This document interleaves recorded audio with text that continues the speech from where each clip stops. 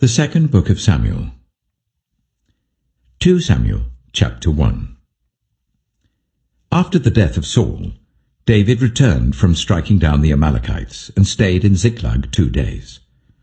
On the 3rd day, a man arrived from Saul's camp with his clothes torn and dust on his head. When he came to David, he fell to the ground to pay him honor. "Where have you come from?" David asked him. He answered, "I have escaped from the Israelite camp." "What happened?" David asked. "Tell me." "The men fled from the battle," he replied. "Many of them fell and died. And Saul and his son Jonathan are dead." Then David said to the young man who brought him the report, "How do you know that Saul and his son Jonathan are dead?" "I happened to be on Mount Gilboa," the young man said, "and there was Saul leaning on his spear with the chariots and their drivers in hot pursuit. When he turned round and saw me, he called out to me, and I said, 'What can I do?' He asked me, 'Who are you?' 'An Amalekite,' I answered. Then he said to me, 'Stand here by me and kill me. I'm in the throes of death, but I'm still alive.'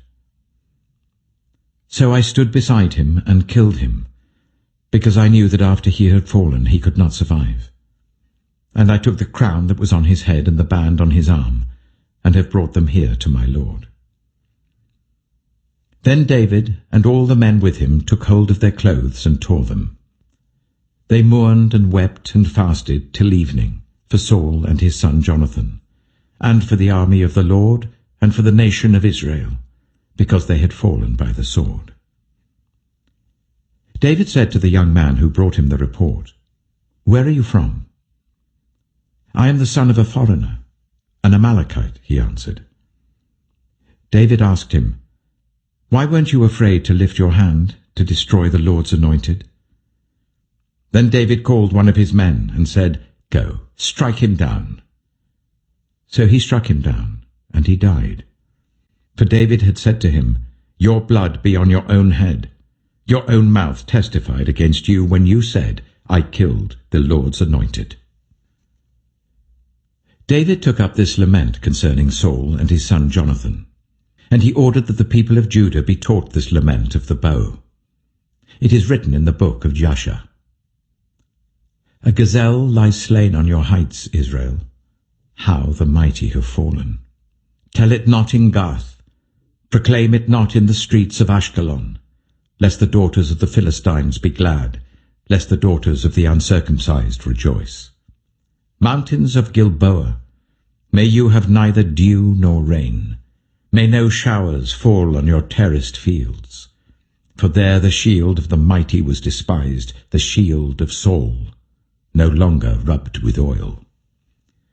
From the blood of the slain, from the flesh of the mighty, the bow of Jonathan did not turn back. The sword of Saul did not return unsatisfied.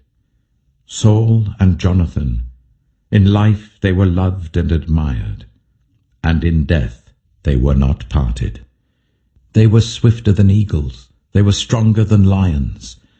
Daughters of Israel, weep for Saul, who clothed you in scarlet and finery, who adorned your garments with ornaments of gold. How the mighty have fallen in battle. Jonathan lies slain on your heights. I grieve for you, Jonathan, my brother.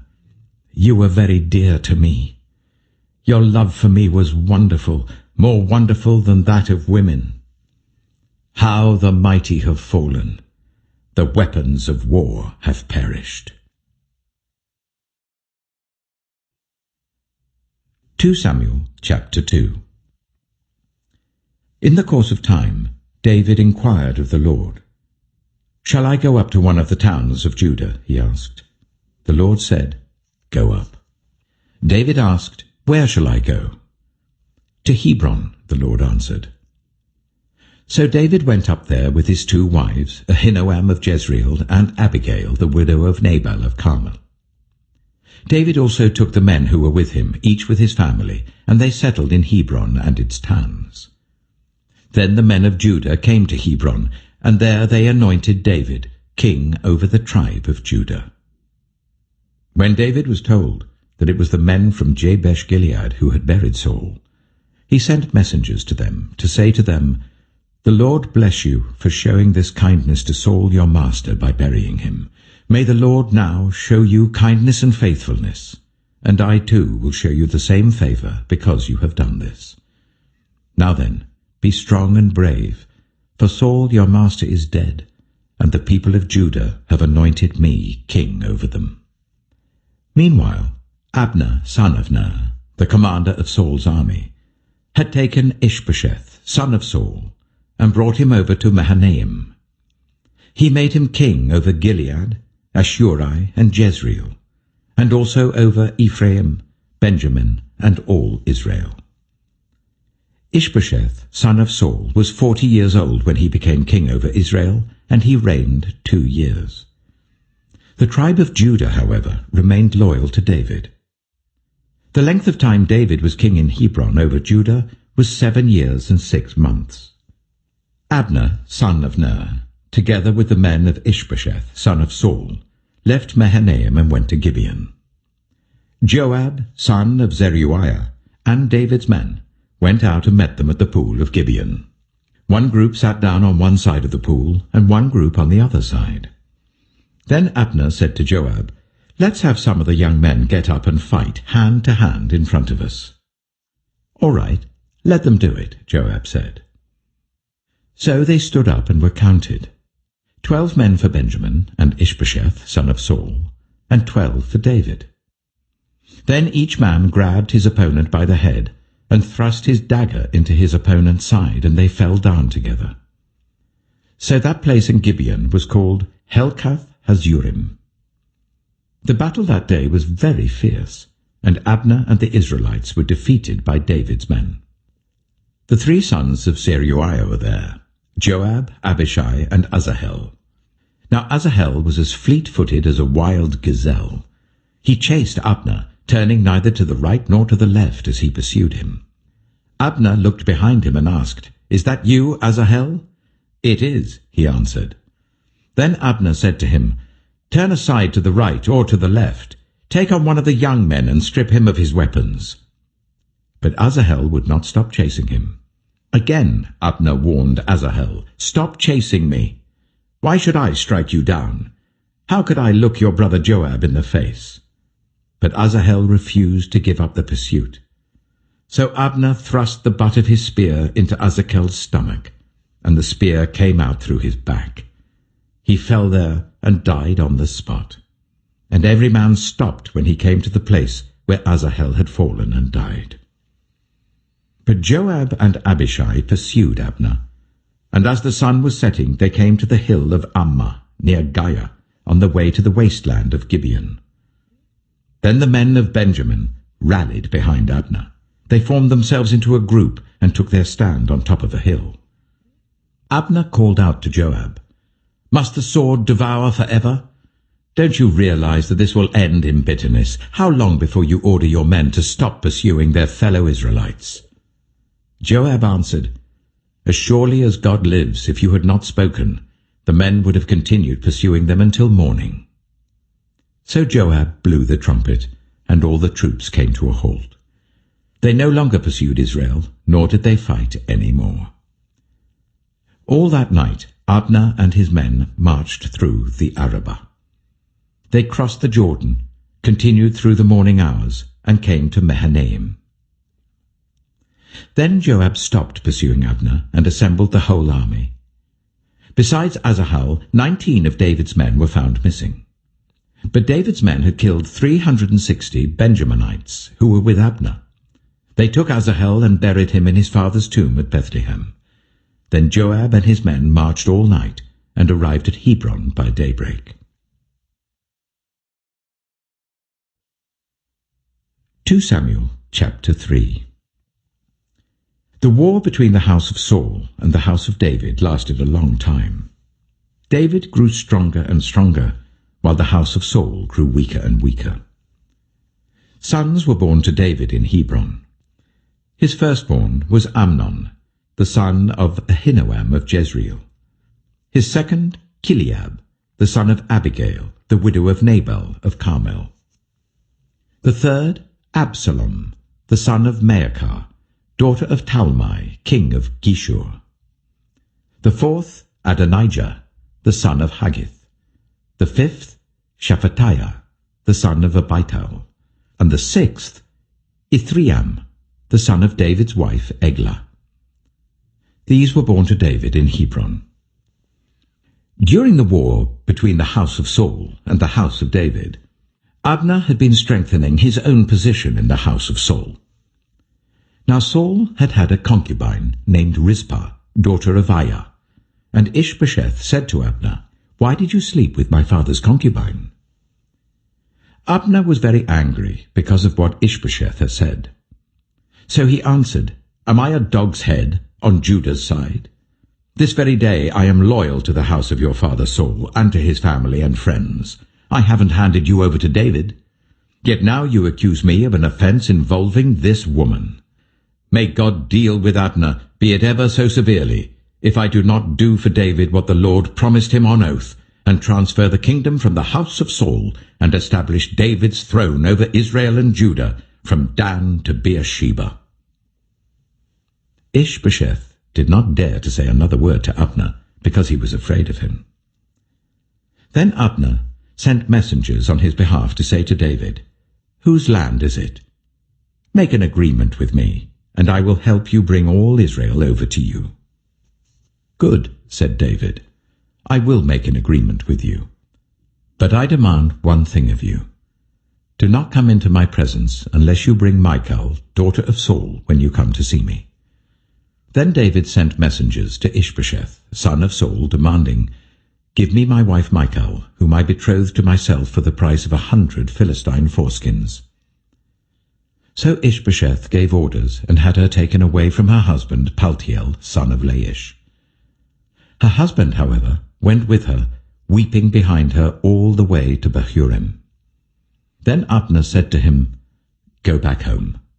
So he went back. Abner conferred with the elders of Israel and said, "For some time you have wanted to make David your king. Now do it.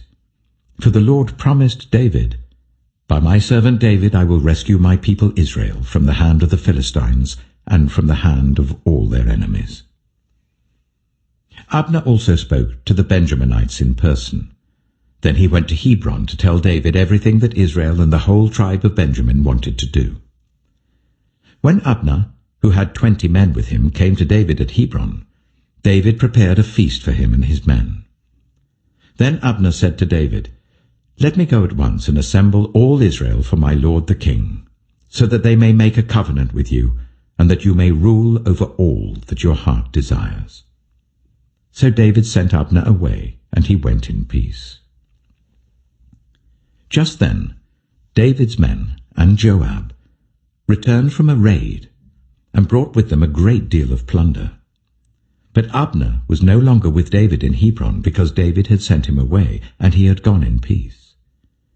When Joab and all the soldiers with him arrived, he was told that Abner, son of Ner, had come to the king, and that the king had sent him away, and that he had gone in peace. So Joab went to the king and said, "What have you done? Look, Abner came to you. Why did you let him go? Now he is gone. You know Abner, son of Ner. He came to deceive you and observe your movements and find out everything you are doing." Joab then left David and sent messengers after Abner, and they brought him back from the cistern at Sirah. But David did not know it. Now when Abner returned to Hebron, Joab took him aside into an inner chamber, as if to speak with him privately. And there, to avenge the blood of his brother Asahel, Joab stabbed him in the stomach, and he died. Later, when David heard about this, he said, "I and my kingdom are forever innocent before the Lord concerning the blood of Abner, son of Ner. May his blood fall on the head of Joab and on his whole family. May Joab's family never be without someone who has a running sore or leprosy, or who leans on a crutch, or who falls by the sword, or who lacks food." Joab and his brother Abishai murdered Abner because he had killed their brother Asahel in the battle of Gibeon. Then David said to Joab and all the people with him, "Tear your clothes and put on sackcloth, and walk in mourning in front of Abner. King David himself walked behind the bier. They buried Abner in Hebron, and the king wept aloud at Abner's tomb. All the people wept also. The king sang this lament for Abner. Should Abner have died as the lawless die? Your hands were not bound, your feet were not fettered. You fell as one falls before the wicked. And all the people wept over him again. Then they all came and urged David to eat something while it was still day. But David took an oath, saying, May God deal with me, be it ever so severely, if I taste bread or anything else before the sun sets. All the people took note and were pleased. Indeed, everything the king did pleased them. So on that day all the people there and all Israel knew that the king had no part in the murder of Abner, son of Ner. Then the king said to his men, Do you not realize that a commander and a great man has fallen in Israel this day? And today, though I am the anointed king, I am weak, and these sons of Zeruiah are too strong for me. May the Lord repay the evildoer according to his evil deeds.